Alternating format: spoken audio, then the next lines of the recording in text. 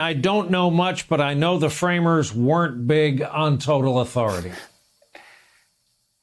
You know plenty, and more than the 45th president, apparently. So you're way ahead of the game here, although that's damning with faint praise. So I withdraw that. Look, we have a balance of powers. We have a separation of powers. One of the fundamental insights of the American founding was that we were sinful and flawed and fallible.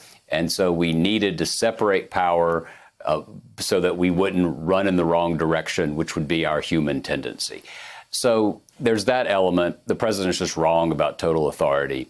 But the thing that's worrying me more and more as this goes on is his capacity to careen from one vision of power to the other. So when it's convenient, he claims total authority, right? When it's not convenient, when he's actually on the hook for something, well, it's all up to the states. You know, suddenly he's an Articles of Confederation guy.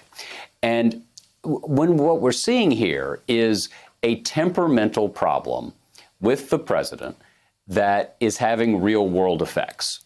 His temperament is now fundamentally a national security issue, because the thing that he should have significant authority over is launching a Marshall Plan for testing, because anyone you talk to, as you know, says that if we cannot test, we cannot reopen safely. That is something the federal government could do. Franklin Roosevelt did it in December of 1941. He just decided to make up a number of aircraft production and said, we're going to make 50,000 planes or whatever it was. And someone, Harry Hopkins, asked him later, Mr. President, how'd you come up with that number? He said, I don't know. I just made it up. It sounded good. But it was a big number. And that's what, I don't want to say it puzzles me exactly, but it worries me that we're in this crisis. There is a significant role for the federal government.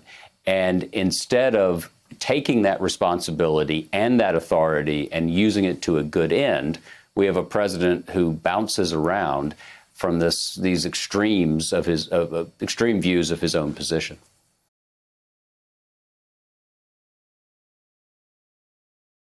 Hey there, I'm Chris Hayes from MSNBC. Thanks for watching MSNBC on YouTube. If you want to keep up to date with the videos we're putting out, you can click subscribe just below me or click over on this list to see lots of other great videos.